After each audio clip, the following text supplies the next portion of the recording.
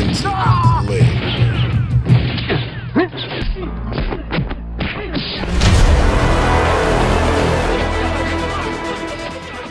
Hey guys, today I'm here with Vincent Lyn, Kung Fu movie star and Kung Fu master, for an interview, and it's coming right up.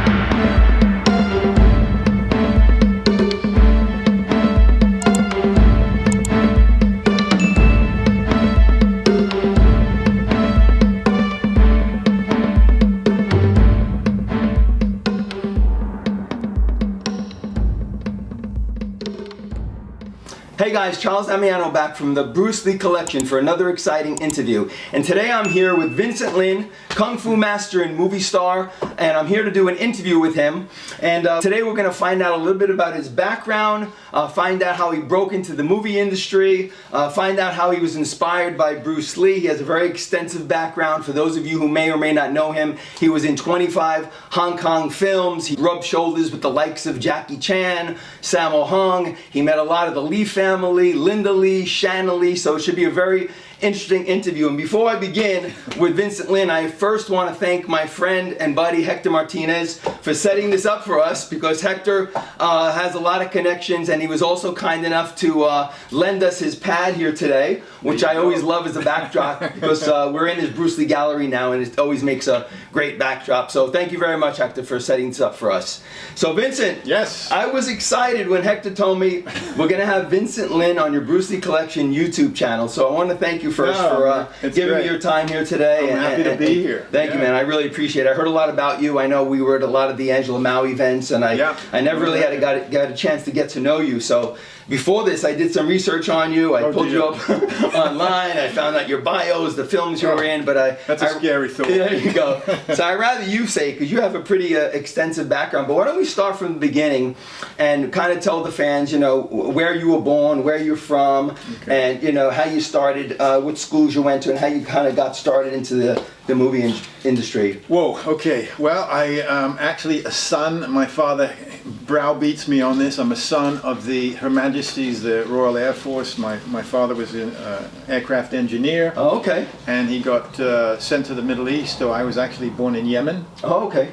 So my father's Chinese, mother is British. So first 2 years of my life were spent in Yemen. A couple of times I was not supposed to actually make it, and the doctor there at the Royal Air Force Hospital basically told my parents to take me home to England to die. Oh wow. Because of the actually conditions there, and I had terrible asthma and of course the desert conditions.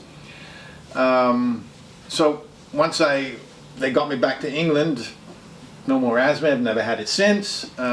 Good for you. Good for you. So yeah, formative years were growing up in England. Did you go to school in England? Yes. Yeah. And then my parents emigrated from London when I was 16 years old. Ah. Yeah. So the name Sir Vincent Lyn, because online you refer to as Sir, because I guess you're I have a lot of these titles. You know, I just rather go with Vincent Lyn. Okay. Sifu Lyn, and then of course, you know, in the right circumstances, there's Sir Vincent Lyn. Yeah, this whole knighthood stuff. You know, whatever. Got you. Well, why don't we give the fans a little bit about your background? I mean, you've done what a lot of us fans of Bruce Lee and the martial art era have only dreamed about, because you know, growing up as a kid in the 70s, and I know we're about the same age. I know you were born in '59 like myself, so we were right there in the Kung Fu era. I'm still dreaming about it. I am too. So and you know, you actually broke into the movies. You made 25 films. So why don't you tell us a little bit about, you know, that portion of your background, and actually what style of martial arts did you study, and how did you start studying first martial arts, and then how did you get into the movie industry? Okay, we'll take one of those at a time. Let's start with the martial arts. Yeah, the martial arts, again, I got these two passions, the two things I've done in my life. Martial arts from my father's side of the family, we can actually date it back to the beginning of the Ming Dynasty to 1368, so like many Kung Fu styles come originally from family, like, you know, Hung Ga, Chou Lei Fat. So this book that I wrote came out in 2009 is about my family style, Lingar. Lingar. As you know, Gar means family. And so I started studying when I was 8, 9 years old. Oh, wow. And it was originally from my father's older brother, who was Grandmaster of Tai Chi and Qigong. So he actually had two brothers, one who studied internal Chinese martial arts and the other who was an instructor in the Chinese Imperial Army. Oh, okay. So of course that's external martial arts, and he fought against the Japanese when the Japanese invaded China, like 1936, 37. Wow. Yeah. Talk about applying what you've learned. Yeah, Fought in the army, man. So I started obviously with my family style, and of course this is the only thing I practice and teach today. But along the way, I studied Hung Ga, I studied Chou Lei Fat. Oh, you did? Okay. I studied some Wing Chun, took a lot of like JKD seminars, Ted Wong and so forth. Oh, nice, yeah, nice. Yeah. And and that's how that happened. The film came obviously much later.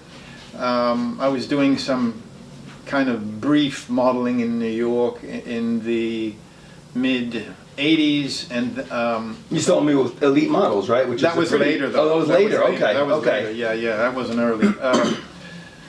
That was kind of came from the angle of, you know, like so many performers, as you know, kind of have multi-talents, and if they might not break in the one they choose in the beginning, they break it from another deviate one. off to something and else. this is what basically happened with me. And the photographer, there's a Chinese photographer from New York. Yeah. He said, "Have you ever thought about going to Hong Kong to do film?" And I said, "Yeah, like everybody else." So he had a colleague of his who was an art director in Hong Kong. Okay. And I had to go on my own dime, and he put me in touch with 4 different film companies. Of course, the new Dakbo DNB that was started by Dixon Poon. Okay. Cinema City. Bowo or Boho that was started by Sammo Hung, and of course the you know, famous Golden Harvest. Everyone knows that one, right? And I interviewed with all 4 companies. Wow. And what year was that? When was that? That was early spring of '88. Okay. Yeah. And Cinema City and Sammo's company had nothing going on at the time. I met with the Raymond Chow at Golden Harvest. Was very kind of humbled and felt very small, you know. And he was impressed by my portfolio, and, you know, of course I had never done film at the time, but he said, you know, you have a great look, and obviously your martial arts appears to be good by the photos, you know. And he said if you stuck around and are in Hong Kong 5-6 months, he says, I'm sure you're guaranteed to find work. And I said, well, that sounds great. I said, but there's no way I can spend 5-6 months in Hong Kong. Yeah.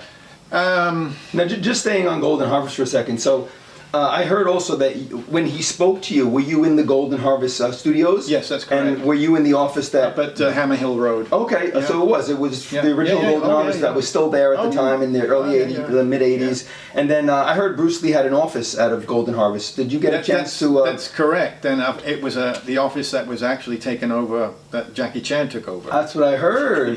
And then did you... I passed through it. You passed through it? You Okay. kind of peer your head and say, oh, wow, that's a cool thing, you know. Did it look similar to when Bruce had the office with the desk and the tiger picture in the background, or was it all changed? Really changed. Okay. You know, Jackie Chan just seemed to have he made his way in. Way. Yeah. Wow, interesting. Yeah. And there's a very funny story. We can talk about that later when we get to Jackie Chan, anyway. And then how was Raymond Chow in discussions with him as a person, as a individual? Was he?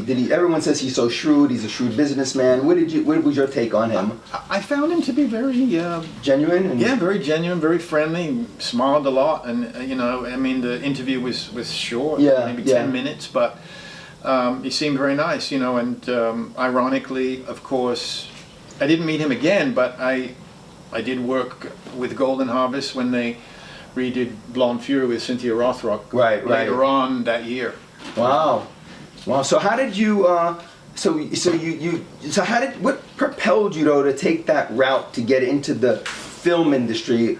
To get to Hong Kong and do that, like how did you fall into that? Because some people aspire to do that and they make efforts to go that route, and they have agents and they try to get in, and you kind of seem to fall into it. Guess like, it kind of, did you have a passion for it? Did you want to do it? Did you? I didn't. It wasn't something that I necessarily wanted to do. I was teaching martial arts. Okay.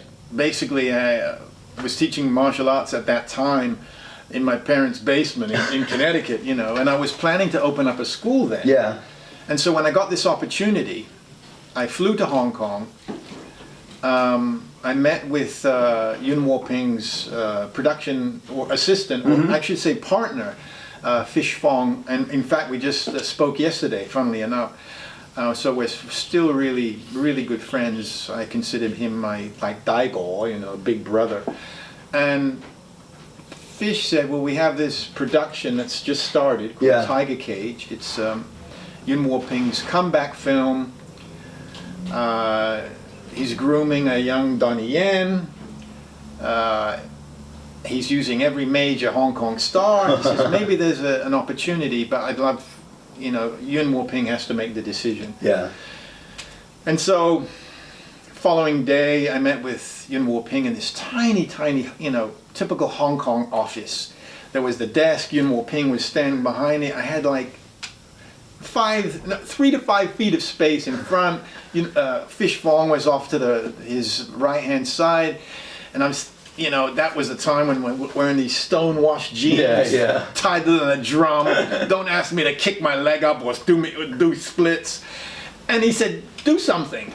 Like, really put on the spot. So that was your little interview. Yeah, that was it. I mean, because Yuen couldn't speak English at the time. Yeah. My Cantonese at the time was non-existent. So what did you end up doing? I did a few things, punches and kicks, and in that little tiny space, and that was it. And then the following day, Fish said, "Can you stay a couple more days?"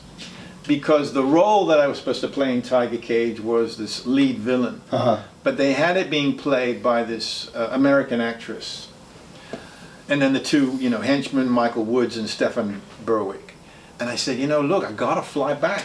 I can't stay. My flight is booked. He says, just stay another day. And I really couldn't. Got on the flight, flew back, kind of sad, upset. I tell you, within 24 hours, maybe 36 maximum, they said, we just booked you a flight, you got to fly right back. Oh, wow. Yeah, so within 36 hours, I was back on the plane again, flying back to Hong Kong, and I got, They obviously liked the, what you showed them, the few kicks and punches. And now, the American actress kind of played my, I guess, tag-along girlfriend in the film, and that's how it began. And that was shown overseas, right? Tiger Cage, that was the first film you made? First film. In 88. And it was this huge hit over Asia. It was. Yeah. Because, Yuen Wo-ping was so already famous. He started Jackie Chan's career. And it became, I remember, it was surreal going to the premiere. Yeah. Right on Nathan Road. Who showed up for the premiere? Who was there? Oh God, the cinema was packed. I don't remember. All I remember is leaving the cinema, and I mean, crowds of people. I mean, it was like, and everyone then started pointing at me, saying, "That's him! That's him! That's him!" So it was surreal. It reminds me of a real cool high. It reminds me of the premiere that Bruce Lee went to in Hong Kong when he premiered Sifu Fury or Chinese Connection. It was just like that. And he was sitting there not knowing what to expect. I read and mobs of people. People cheering at the end of the cinema, at the end of the film, and then walking out. Gangbusters, and people started pointing. Yeah, it was felt like a rock star for a moment. Yeah, I bet you did. I bet you did. Yeah. So wow, so that's how that was your first film That was you how made. it started. Yeah. So then you seem like, as far as how you got into the martial arts, it seemed like it more came from your dad and your family more than Bruce Lee. Like, what kind of impact did Bruce Lee have on your continued study in the arts when you saw him, you know, explode off the screen? And when were you first, like, introduced to Bruce Lee and how? I wouldn't, you know, it's interesting. It's funny you say that, but I have to give kudos, of course, to Bruce Lee, because I idolized him. Okay. And I most of us. first saw him, my parents took me to see Chinese Connection, which I think was what, big, was it? Yeah, it was Fist of Fury. Fist of Fury, yeah. In Hong Kong. And Chinese it was Connection here. opening at the Leicester Square Cinema in London. In London, and of course okay. it was rated X because of the nunchaku. Yeah. Rolls, you know. Yeah. That's what I heard. And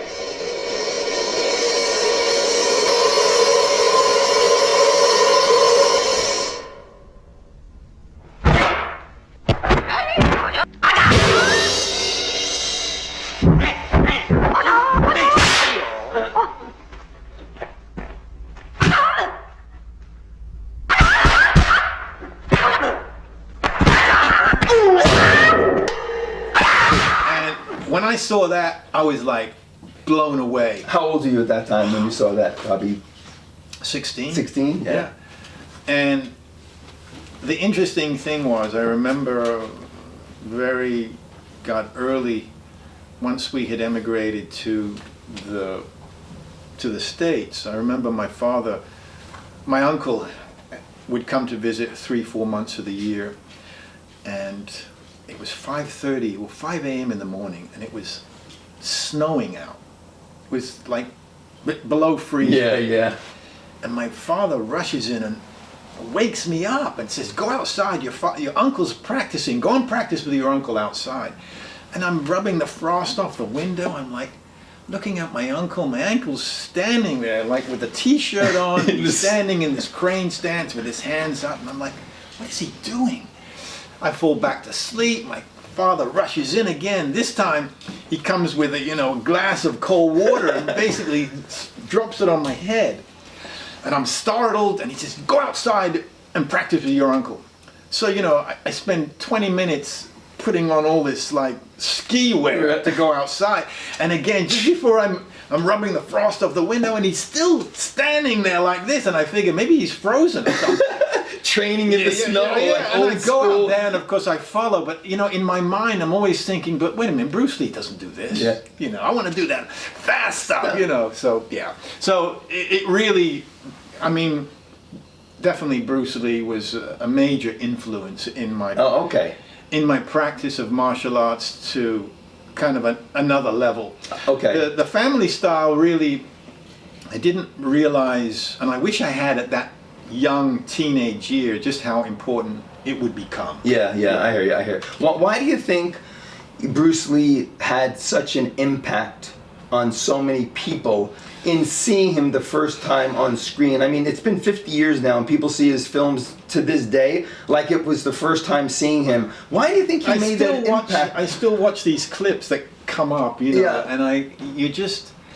you're awed by his. What was it? It wasn't his. I don't want to say the martial arts skill. That's certainly, there's no. You can't denounce that. Right. It's just that he had such an amazing. He was so charismatic. He had so much energy that just seemed to exude off the screen. Yeah.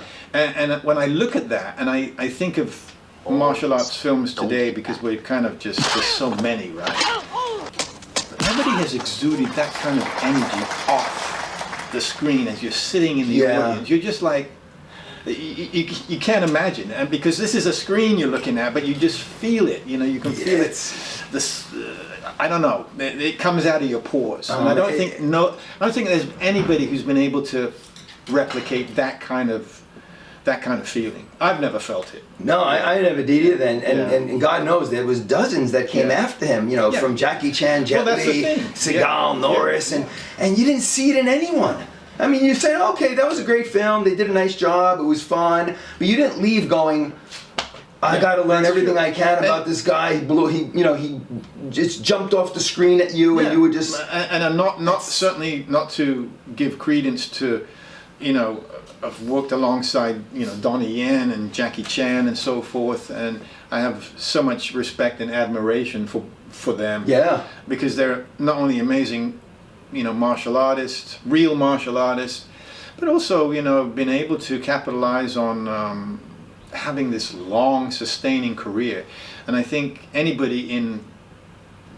actor, anybody in Hollywood or Hong Kong or wherever, to have that kind of long, sustained career, it's truly remarkable. It really is. Yeah. It really, I mean, as much as, you know, the Hong Kong industry at the time was trying to find a double for Bruce Lee, right, and trying to find the next Bruce Lee, and God knows they tried, right? I wish they had. And they wanted, you know, they wanted Jackie to be that at one point, and then Jet Li, and then everyone realized that, you know, there really is never going to be another Bruce Lee. I mean, he was one in a lifetime, I think, right? And to this day, no one even comes close. So they ended up developing then their own style, and then they made what they did relevant, right, to the audience, and they all developed their own. Like, I think, for Jackie, they really tried to push him to try to make him another Bruce Lee. But Jackie, I think, knew that very early, and he said it many times, that, you know, there's no way one is going to be able to do that. Let me just be who I am. Exactly. And he added this amazing kind of comedy flair to it, and you know, it cemented Jackie Chan's career today, because he's still using that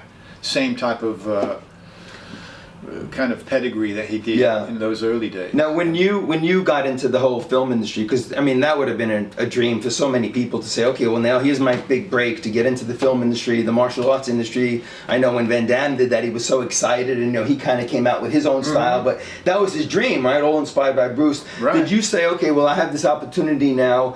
And did you kind of have any idea like how you wanted to represent yourself on screen? Did you want to emulate Bruce? Did you want to kind of come up with your own style? Like, where did you develop who you became on screen? Like, I've never been asked that question before. Actually, initially I thought, okay, and I told my students this. I said, I got this opportunity to do this one film. I got to get it out of my system, and I'll be back and I'll open up the school. Boy. That didn't happen. No, because, you know, the film was such... I didn't make any money on this film. They paid for my, you know, airfare and my hotel and expenses. But this was such a high. This was such a cool thing, you know. And probably I didn't realize it at the time just how big this film would become, because I really wasn't sure who Yuen Woo-ping was. And then meeting all these other... And it was a very young... Donnie Yen, but all these other famous, you know, Hong Kong celebrity stars. Again, I wasn't familiar with them, so it took a while before this kind of sunk in. Yeah. But I was actually ready to fly back to America. And then within 2 weeks, actually less than that, 10 days, when the film premiered, I get a call from Golden Harvest because they're redoing. Cynthia Rothrock's Blonde Fury, and of course they brought in Corey Yuen to redirect, and they needed 2 more Westerners to fill in these parts, and so I wasn't going to say no. You know, here the Golden Harvest thing kind of came around in a circle. So I of course I said yes. Wow. Yeah. So you started in '88, but you know I read that you remained in the film industry till '93, so that's a good 5-6 years. So and then I went back again in '95. Oh, you did? Oh yeah. So then you came back and you made like 20-25 films during that time. So you were like popping out one after the other. I mean, it seems like they don't have a very long production. There was a period, and also especially working on Operation Condor. I was doing, this was very common in Hong Kong. People would do 3, 4, 5 films back to back, or at the same time. So I was doing Operation Condor, which was, you know, took nearly a year to make. I was Fury in Red with, you know, Wong Wai and Conan Lee. Oh, okay. And then this crazy cult film, Robotrix, you know. So I was working on those 3 back to back. Back to back. Wow. Yeah, there was a period of 5 days that I didn't sleep. I just would go from one set to the other.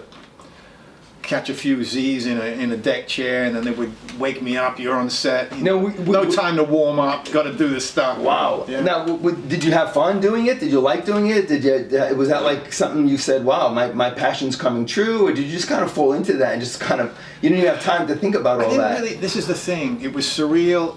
I got caught up in it. Okay, you did. Yeah. You know, so many people, there were, of course, drugs on set. People drank like, you know, out of this world. And those things have never been a part of my lifestyle. Yeah. No, never smoked, never drank alcohol. But the thing is, when all this money is being thrown at you, and it's cash. Yeah. You know. Wow. The only contract, I found one contract, and that was a contract with Operation Condor. Otherwise, everything else you're getting paid on a daily rate. And this cash is being thrown at you. Women all over the place. And wow. So that was kind of my vice. There you go. Here I was, young, early 30s. You know, it's a little difficult to say no. Oh, I can imagine. So, yeah, I got caught up in it. Wow. I got caught up in it, and because of the film, I then got signed with the Elite Modeling Agency, which was like 5 years. And then I also got signed with Polygram Records, so I was writing for local, like Canto Pop. So Canto Pop songs with some of the Hong Kong pop stars. Yeah. And then doing TV commercials. Wow, you had some modeling for Levi's, Yeah. And, you know, Yves Saint Laurent, Gucci, all this stuff. So I kind of capitalized on all these things.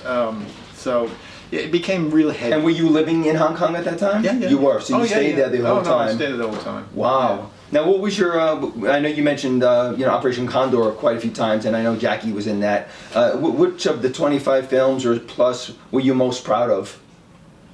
First and last. Oh, you're the first because it was your Blonde first. Fury, only because I think it's not because I'm in it, but I think it's the best film that Cynthia Rothrock has done. Yeah. We're like brother and sister. I love her a lot, and we've traveled all over the world together. So we've been friends for like more than 30 years. Okay, that must have been fun. That was a lot of fun doing that. But I would say the first and the last. Like Tiger Cage and Operation Condor that I'm most proud about. Yeah. So how was it working? Was that your first time meeting Jackie Chan when you made Operation Condor? Or No, I met him very briefly from a fan in, I think it was January, February of '88.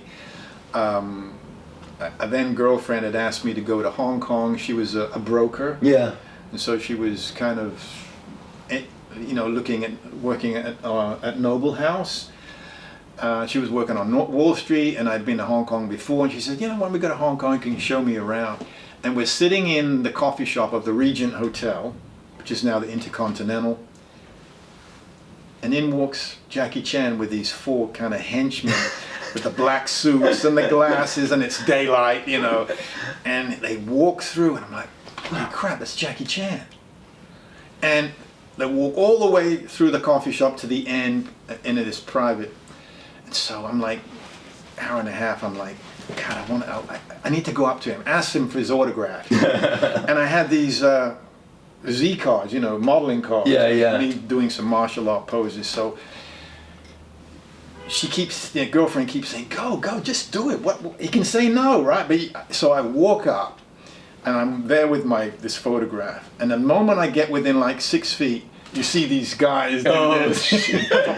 They don't want you to get too close to them. Jackie just says, calm down. So I said, look, I'm a huge fan. I said, I'm here in Hong Kong. I said, would you sign this? So of course, it's photos of me in these martial arts poses. Yeah. And he said, oh, you do martial arts? I said, yeah. I said, I'm hoping to break into film. He says, oh, that's great. So he signed it. And who would think, 4 years later, I'm co-starring alongside him. No, did he remember you when he saw you from back then? No. He didn't remember me from that. From that. No, yeah. When I saw him and I hadn't seen him in a while. But when he was here doing his book signing at Barnes and Noble, Yeah. he sure remembered me though. Yeah, yeah, wow. I saw that clip on YouTube the other day of you meeting Jack. He goes, "Oh, come here!" I know. And he gave you a big hug. Remember when he calling me Vincent? Yeah. It's still after all this time he can't pronounce his V's. Oh, Vincent, come here! Yeah. He was happy to see you. Oh, yeah, it was I great. remember that. That was really nice. Yeah, that was funny. How are you? I'm good. You got a Vincent. Let me take a picture of you guys. Yep, I got you. Okay, there we go. 1, 2, 3. Okay. Absolutely. Here we go. 1, 2, 3. Great. Thank you so much. Thank you. So how was it working on Operation Condor? I saw that wind tunnel scene, and I just thought it was amazing. I mean, I've been watching it on YouTube, and how was it making that scene? Was just that one scene? Goodness, that was 39 days straight. Oh, wow. Which, what, 2 minutes on actual camera time? Because that was an impressive scene. Yeah, I didn't have one day off. There was one period that was 39 days. Yeah. It took longer than that, but yeah, it was painful, brutal. Was it? Brutal, yeah. The interesting thing, after like 19 or so films, I felt like, okay, I've got a hang of the timing of doing, you know, these films. There's a certain rhythm you have to get. But I tell you, the first couple of days, the moment I was in front of Jackie Chan, I felt like I had 2 left feet. Oh, God. I like, what the hell am I doing here? You know, slap me. Someone slap me here.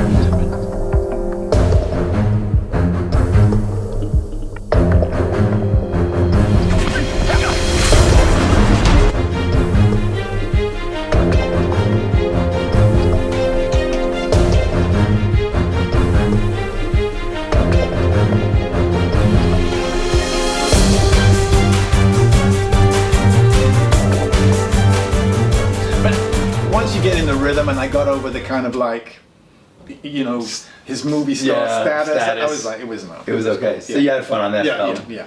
That was one to be very proud of, man. Everyone knows Operation Condor. I mean, and then it came to the States when you said '97. July, it premiered at the Ziegfeld. In the Ziegfeld Theater. Wow, I used to go there as a kid. They had the after party at China Grill. Oh, they did. Yeah. Wow, look at that. Yeah, it was actually at that time it was the most expensive Hong Kong film ever made at that period. Yeah. You were living the lifestyle, man. Yeah, something. Look at you. Yeah. And then in talking to Hector the other day, he was telling me, you know, Vincent Lyn almost got stand-in to do double for Brandon Lee because you know. Of course, we've got to talk about that. Right? Yeah, big Brandon Lee fans also. And so you mentioned that you never met Brandon Lee, but how did that come in your lap where they wanted you to be the double?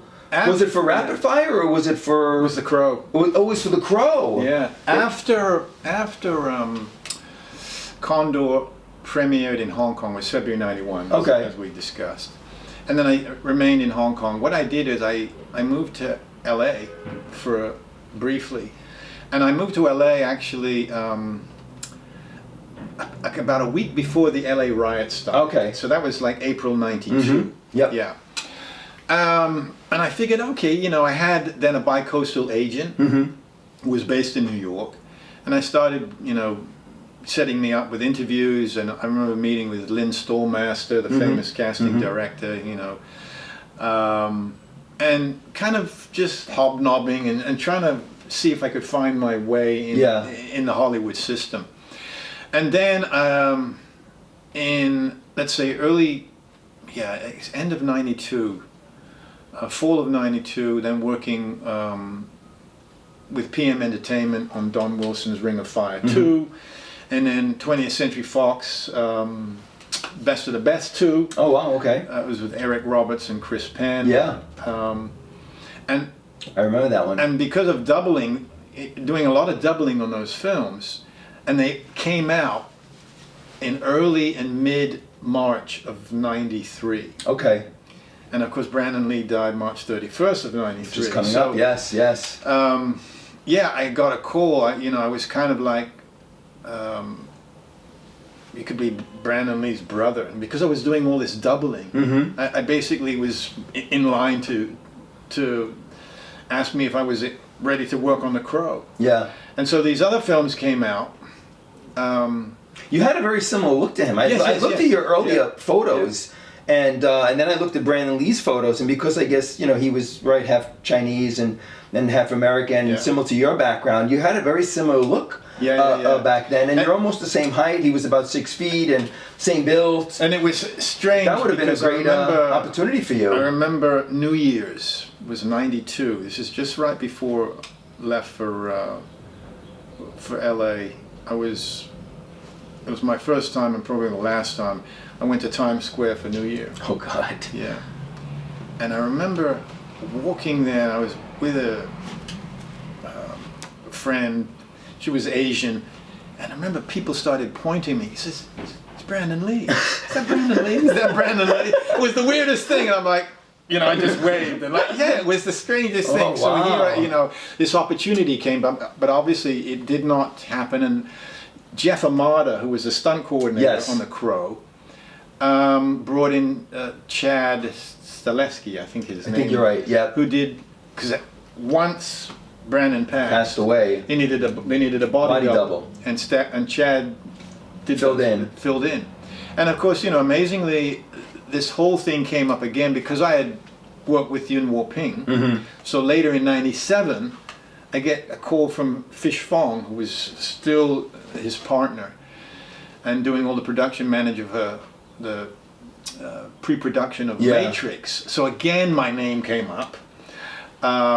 But Chad got it again, which is okay. And I'm really, Chad has gone on to direct all 4 John Wick films. Wow, and that would have been for Matrix. Yeah. Wow, that would have been huge. So, it would have been enormous. Enormous. And it happened right about the period when Condor was released. In the States. Yeah, your name was flying around there, Vincent. So this is kind of cool. Yeah. That is kind of cool. So I also read that you were, featured on a lot of magazine covers and were featured in over 200 articles. I think it might be more at this point when that came out. What magazines were you featured on? There's actually around 40. 40 on the cover. A lot of them martial arts related. I was on the cover of Wall Street Journal, of course. Vibe magazine. Buddha, I think, right? Yeah. Insight Kung Fu. There's all. I'm going to show a bunch of those. I was going through them, and I couldn't believe all the cover issues you got. And then they obviously you had interviews in there as well, and there was articles. There was even an article in Time magazine. Yeah. That they talked about Jackie. So yeah. Ah, wow. And of course in Jackie's, I think I Am Jackie Chan. Yeah, I see the book there. That I'm mentioned in there because the Condor fight scene was ranked in Jackie's top 10 best fight scenes of all time. So, it's whatever. It's stuff. It's stuff. It's stuff. So then when did you write your book? I know that you have this book here, and that came out when? It was published by Budo in '09. Okay. And then went digital in 2012. I got you. And then is that still in print, or is that out of print now? Well, they want to do, we'll keep talking about doing. What's the name of the book? What's the name of the book? It's called Kung Fu in the Real World. Okay. The Lingard Legacy. Oh, there you go. Yeah. So they want to do a Spanish edition, and of course it's been 10 years, so re-up it. Yeah. I just haven't gone around to it. And plus, I've written 2 books in the past year since I was locked down in COVID. Obviously, my humanitarian book, Childhood Lost. Another great one, yes. And one that's coming out in June called it's a follow-up to that called Generation Hope. Oh, okay, great. Yeah. I read that you're in tune with a lot of humanitarian efforts. When did you write this one? Last year. That was last year. Yeah. And are you still? Do you still go overseas and do a lot of? Well, I just came back. I was away a month. I just got back a week ago from Syria and Lebanon. Wow. Yeah. And when you're out there, well, what do you do? What do you visit? Oh my goodness, it's all humanitarian work, visiting refugee camps, trying to bring either medical supplies, scholastic supplies, clothes, you name it. Wow, that's great. Helping families, and obviously it's mostly focused on children, of course. Yeah. Because they're always the innocents. Yeah. I saw some videos of you teaching some of the children out there martial arts and forms, and they were following you. In Uganda, and did it in Lebanon as well. That's great. That's great. They must appreciate that. They seem really into it. Yeah, I know, very much. That's wild. What are you working on currently? Are you doing anything currently, or is anything like coming up with you that you want to talk about, or any new projects? You know, or? yesterday I just did the. It's always great to see there's a whole new generation that are following in what is considered the golden age of Hong Kong cinema. So I did a shout out to Frank DeJong, Remastered. So I did my first ever audio commentary for the release of the 88 films upcoming release of a remastered 4K of Tiger Cage. Oh, nice! So that's coming out later this year. Oh, very good. So I did my first ever audio commentary. We got to get that. Yeah, that coming out on Blu-ray. Yes, yeah. Nice. And I did do an audio commentary, but I did like this 20-page interview for the 88 films came out last year of Operation Condor and also last year the Robotrics, and I hear they're gonna be redoing Outlaw Brothers and Blonde Fury as well. Wow, that's going to be good. That's going to be a lot of collectors picking those up, I'm telling you that much. This is great to do, because it's a whole new generation. Yeah, that are now getting introduced to those films. Which is really kind of surreal in a way, that's considering great. This is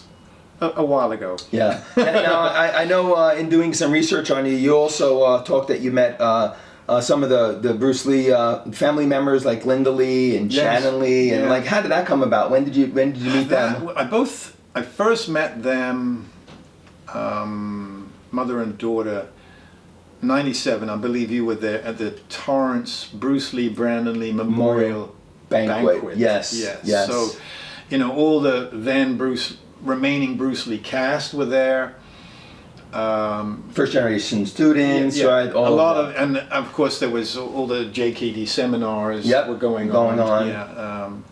Yeah, Danny DeSanto, his daughter, which was Bruce Lee's goddaughter, Diana was there. DeSanto, yes. Keita, I mean, you name it. Yeah. So how did you approach Linda Lee? What did you say to her when you met her? I actually had gone there with Rick Myers. So you did? We both went together. Yeah.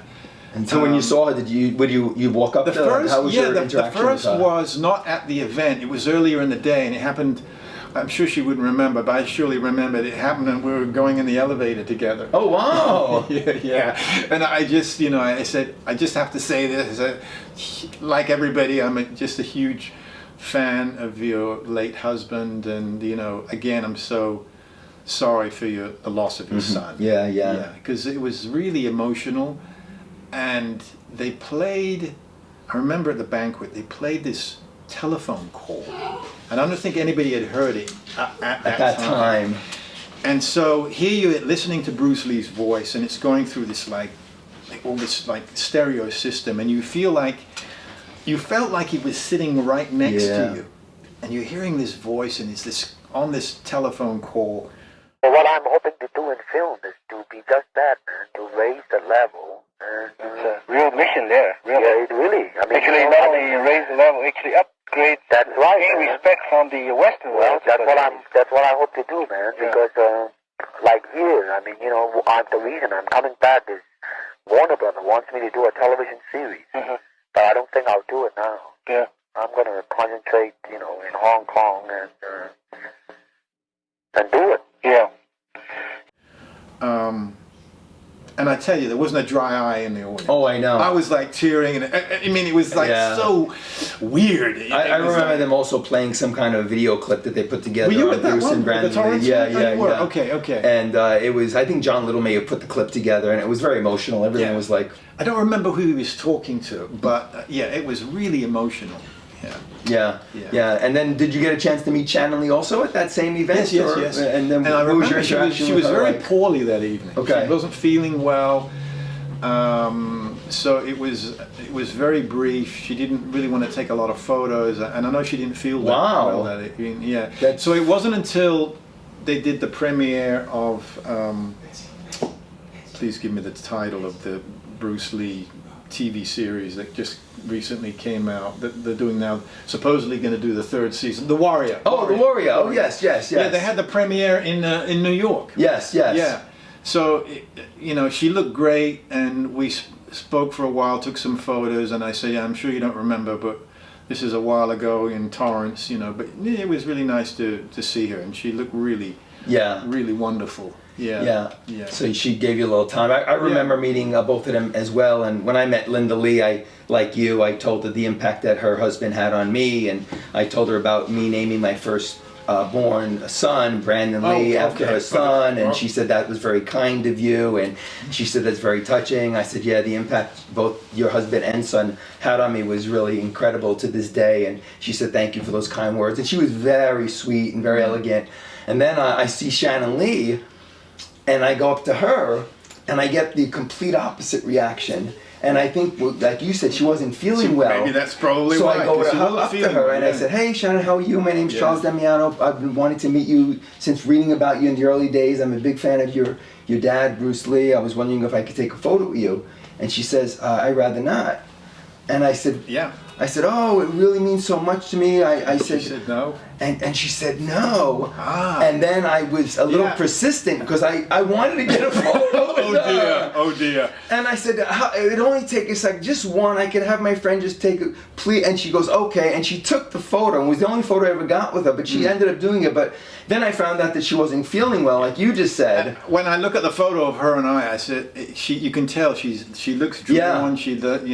She's not really smiling, so she wasn't feeling well, obviously, right? Now it makes sense. Like mild flu or something. There you go. See, these things come. You find out years later why. I'm like, oh boy, that made sense. So this is great, man. So I wanted to ask you a few other things about your. You said you did some JKD with Ted Wong, and did you meet some of the first generation students of Bruce Lee? It's only seminars. Only seminars. It's not. That's what I did. It wasn't because of actually traditionally working in a classroom type setting. No, and even the Wing Chun seminars I took with William Chung. Oh, William Chung. Okay, wow. So again, all on a seminar basis. Yeah. So I can't say I classically studied with them for long periods but they were more seminar type style. More seminars. And do you still practice to this day? Yeah, I did. It's kind of part of your lifestyle now? Yeah, I still, when I can, I still go into Stanford like one day a week to teach students who've been studying with me since I had the school. Wow. 25 years. Because you told me you had about 200 students, and then you closed the school down, so you'll still visit every now and then. Yeah, there's like a dozen of the old, hardcore group. And it's nice to work with them, and it's also good for me. It keeps me sharp, and because all these traditional forms and what have you, you end up forgetting them if you don't practice them. So I work with a Tai Chi group, and I work with a Kung Fu group. So and some private students and what have you. And if someone approached you now and wanted to put you in another film, would you be up for that? Are you still kind of into that realm? Are you would you pursue that again at this stage in your life? Or I might, depending on what it is. Got you. It really would have to be something that really kind of, that reading the script, I could say, really that turns me on. That has some meat in it, as opposed to just doing some kind of silly action. I wouldn't do that. There's no point for me at this point in my life. I mean, you already made 25 films, and And it's not just that. You can always make more, but my life has taken so many kind of different directions, and because of the past 7 years, I started my foundation, We Can Save Children, and my focus on humanitarian work. That really is my life now. And then I also read you have, besides your passion for martial arts, your other passion was music. Are you still playing music? Sure. How'd you get into that? That's a huge thing, because my mom was my first piano teacher. Her and her sister, when they were teenagers, they were kind of like prodigies, and they had their own radio show for the BBC in England. So I definitely took that side from my mom. I heard you won an award for a bunch of awards for your music. There's been a lot. I did 4 concerts at Carnegie Hall, and I'm doing another one in December. Wow. The 2nd. We got to attend. You must. Hector, we're going to attend. Time to, a song that I wrote with the Billboard, #1 Billboard artist, Melissa Bailey.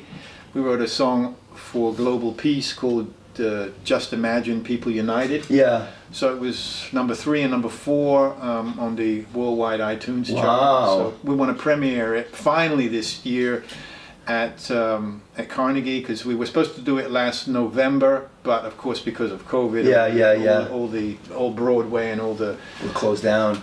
Yeah. main venues were shut. Well, congratulations on that. Yeah. I read about all that. That was fantastic. And now I remember the first time I met you. I think it was 2017, and Hector invited me to the memorial of the tribute that was taking place in Wall Street.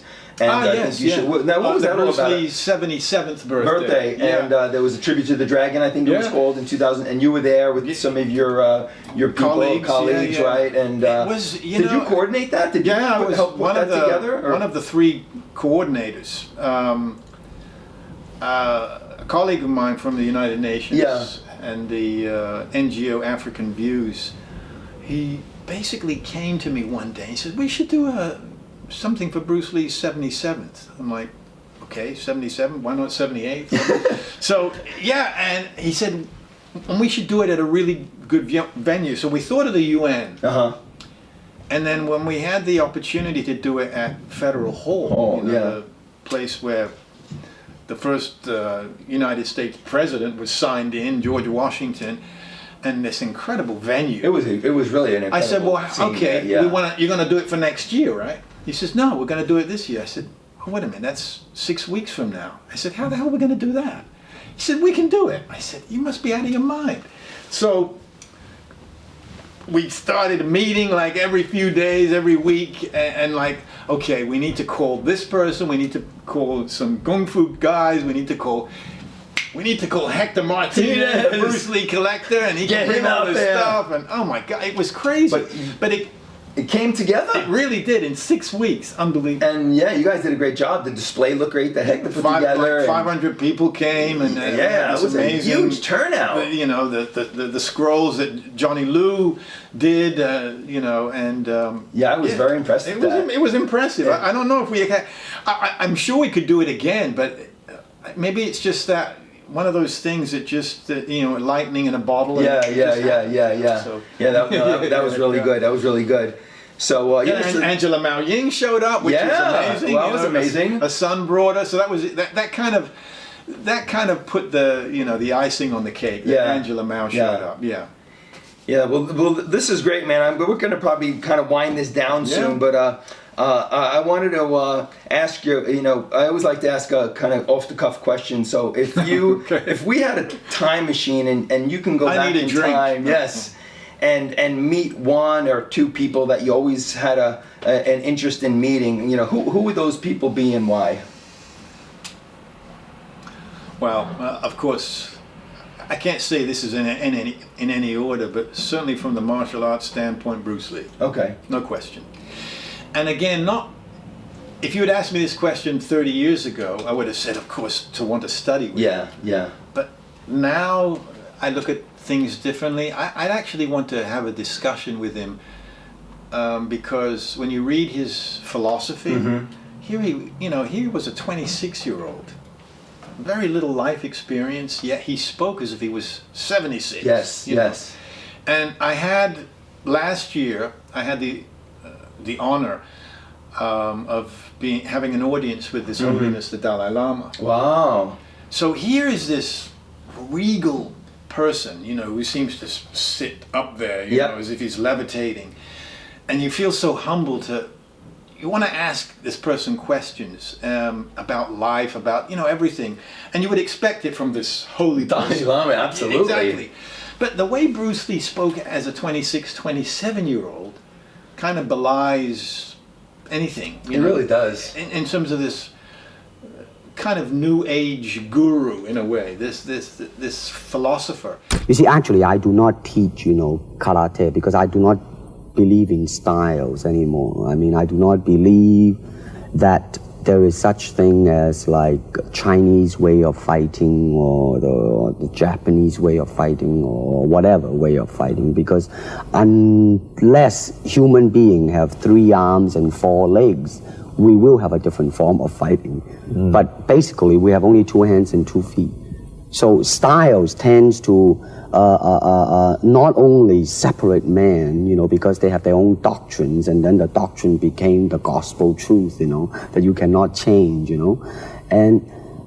But if you do not have styles, if you just say, well, here I am, you know, as a human being, how can I express myself totally and completely? Now, that way, you won't create a style, because style is a crystallization, you know. I mean, that way, it's a process of continuing growth. And so, if I had the opportunity, I would want to talk about that. Not about the study of martial arts. No, that I would want to see where his head is at. His thinking. Yeah. That would be something. Yeah, that would be really interesting. Yeah, and to this day, you know, when people listen to his audio tapes and any little recordings that you had on him, they always say, "I love his thoughts, I love what he's saying, I love his voice," and he just captivated you at such a young age. It's like, when you think of it, it's so impressive. Yeah, it really is. And then again, they were saying in the 70s, a lot of people were speaking that way because it kind of almost elevated them to a different level. Like, you're trying to talk almost not above maybe everyone else, like things that people didn't hear because it made you so unique and so different. That probably was the sign of that time during the 70s. Yeah. You know, that very, flower power, free world, and he hit you off, run around naked, whatever. Exactly, and then he hit you with his self-expression, honestly expressing it, and you're like, oh, okay, that kind of fits in. No, it did. Sure. It really did. Everyone tried to do it. Yeah. I don't remember too many who made the mark of who you could even bring up today. I mean, there's not very many, but he was certainly one of them. Yeah. So I know you recently, in winding this down, first of all, is there anything else you'd like to kind of fill us in on? Anything new about you? What's next for you and Vincent Lyn, or? Dear. Well, I have, as I said, I have this follow-up book coming out, Generation Hope, and you know, Childhood Lost. If you have a chance to pick it up from Barnes and Noble.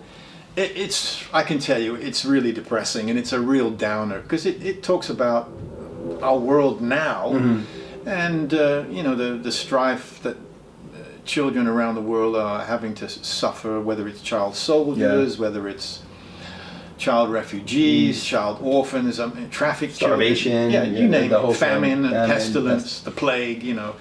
So I basically was asked to, can you write about the new generation, you know, the Gen Z, the millennial generation. And so I started interviewing young people from all over the world and kind of get their take on how they see the future. And I basically asked them two questions. I said, number one, do you feel that your future is fine? Or what are you worried about? You know, and so I mean, ton of answers, I bet. Yeah. So I'm looking forward to when it comes out in June. So yeah. So you already wrote that book, and that's going to be good. It's finished. Yeah, I'm just trying to decide on the cover at the moment. You have the title for it as well. Generation Hope. Okay. Yeah. Nice. Well, we have to make sure that everyone picks that up, who's listening to this. So that'd be great. We'll put it in the description as well. And then I know you traveled back from your overseas recently, and you picked up a rare Bruce Lee magazine. I know, it's so crazy. And I know you wanted to give it to someone today as a present, so... I'll have to also thank her. She's a very famous journalist in Lebanon, a colleague of mine. Her name is Sausan Abu. And I want to thank you because before I went over to Syria, she told me, she says, you know, I know you're into this whole martial arts stuff. She didn't realize how much until she started researching me, and she says, and she sent me a photo. She says, I was in this, a friend of mine has this used bookstore, Collectibles, and she sent me this, you know, copy of this Bruce Lee thing. So when I was in Lebanon, she took me to the bookstore, and I said, oh, I've got to get this for Hector because it's still in the plastic. It's collectors. It's one of only one. Blah blah blah. So yeah. So let me pull this out. We'll kind of show what this book is. So Hector, can you bring that book up here? We like to show it to the gang. Yeah, man. Come up here, man. Here, join us back here. Yeah, step in the center, man. Oh. Yeah, come on, man. Step in the center. Come on. But you've just Come in here. What's wrong with this guy? Come in. Sit over down here. Sit down and open it. Get in Oh here. man, We come gotta on. see this. I was drinking coffee, Come man. in here. Come in Can't here. even drink coffee in my own house. We're gonna find out. Everyone knows who Hector Martinez This is really a magazine that there's actually something in it. Wow. Hopefully it's not pornographic. So this Yeah, let's hope not. So this is what Vincent picked up for Hector. Yeah. This beautiful magazine, and this was a gift to you Yeah, from man. Vincent. Thank you so much. So we bro. have to open this together because this I've never seen this before. One Yeah. of one in Beirut, of all places to in the world. find this. You got this in Beirut? In Beirut. Let's pull this out. Open it up, man. Would you open it up? I'm glad it's in one piece. Throw this water at Yeah, exactly. I know. There's a bullet. I'm glad it's in one piece, man. Look at that. Wow, this is what is it? It's a Clash Kung Fu #1 of 1. Has anyone seen this magazine before? Because I have not. Okay, let's open it up because Like there's supposed back to be of it. something Yeah, look in at it. that. Yeah, I man. want to make sure. Let's see. All right, let's see. Oh, we got a Oh, little. there's David Carradine David in the Carradine in centerfold. the Oh my David God. Carradine. We don't want to see him. Oh, so Oh, this it's is a poster Oh, it is a magazine. it's a poster magazine, right? Oh, okay. Oh my goodness. Let's see some of these. Whoa, Oh, they okay. come It's out. a bunch of stuff. Ah, Look at that. Oh, A little there you action go. there, Bruce, from Return of the Dragon. Yeah, it's got And even Return of the let's see, Dragon. Double What else we got? nunchucks. What's on the back of that? Let's see. Oh, no, Oh, we got another one. Here we go. Look at that. Kung Fu by Peter Nicholson. And there's a couple more things. That's a here. nice poster, yeah. That is nice. Oh, we got some Angela Mao in Oh there. my God. Wow. Oh, wow, you gotta take that. bring this. We gotta Oh, show my that to Lord. her. Oh, and then of course. Oh my goodness, you got Look it. at that. Oh, Wow. yeah. Ha! That's so crazy. Oh, here we go. We're actually gonna go see Angela Mao later this afternoon. Absolutely. And Yeah, she, yeah, yeah. and she will be signing this for Hector. you're gonna Look have at to that. sign this, I'm man. getting hungry, man. Oh, look at this. Did she show this? Oh, a nice one with Chuck Norris. Wow, how cool is that? This is a great issue. Bro, thank you so much. No, you're welcome, man. Appreciate it. Vincent, Appreciate that it. was Who would great. know? I didn't want to open it up. Wow. You get to open it up. Listen, you guys continue with your interview. Oh, okay. All right. Well, thank you, man. I'd eat my coffee. What No, a you do great, that. great present. And I wanted to give you something, Vincent, as well. I put these, I know you're not a really big collector, but I put these Bruce Lee collector catalogs out about 22 years ago. Wow, okay. And, you know, in my dealings with collectors from all over the world, you know, the question they always ask you is, can I see your collection? And when you have like 4,000 or 5,000 items, as you can see in Hector's Right, room, right. how do you show people what you have? So I said, let me put catalogs together of all my different items in Oh my chronological order as to when they came out Wow. and what some of the values are. And I would send these to them, and that's how I was able to show my collection to people. And I came out with 6 of these, but I only have 2 left. So I'm gonna give you these, and this shows everything of all the Chinese magazines, Wow. the Japanese magazines, everything that came out in the 60s, 70s, 80s, 90s. And you know, Bruce was on the covers of hundreds and hundreds and Yeah, thousands of course. magazines. So I kind of came up with these catalogs, and I wanted to give these to you today. And I think cool. you'll have fun thumbing through them because Well, they're there you fun go. collectibles. This is for you, and of course, I put my Oh, you got! marker. Yeah. I got your autograph Yeah, on mine. all This right. is great. So I want to Thank you for thank that. you. Thank Yep, you, thank you. for this book Yeah. and Kung Fu in the Real World. Yeah. Thank you so much. I didn't have this one, so I really appreciate it. And I want to thank you for your time here Thank today. you. This was Excellent. fun. I Yeah. really appreciate you giving us Thank the you. time here and doing this interview for the fans. And for those of you who See are you new to guys. the channel and haven't subscribed, please subscribe to the channel. Hit the like button if you like what you saw today. And until next time, I will be signing out today bet. with Vincent Lyn, saying have fun collecting, and we'll see you guys next Friday. Take care, guys. We're off to see Angela Mao. Yeah, I can't wait, man. It's going to be fun. Thank you again, man. No, thank you. Appreciate it. Pleasure, Appreciate it. All right. That's good.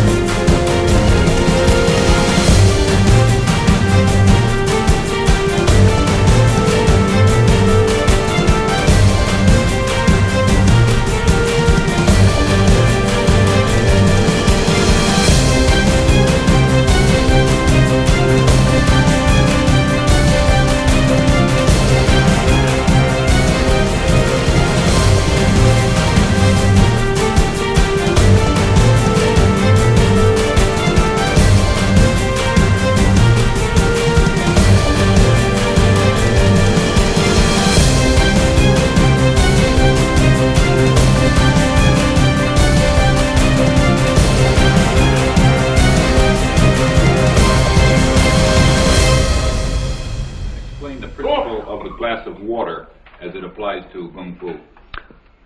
Well, Kung Fu, the best example would be a glass of water. Why? Because water is the softest substance in the world, but yet it can penetrate the hardest rock or anything, granite, you name it. Water also is insubstantial. By that I mean you cannot grasp hold of it. You cannot punch it and hurt it. So every Kung Fu man is trying to do that, to be soft like water and flexible and adapt itself to the opponent.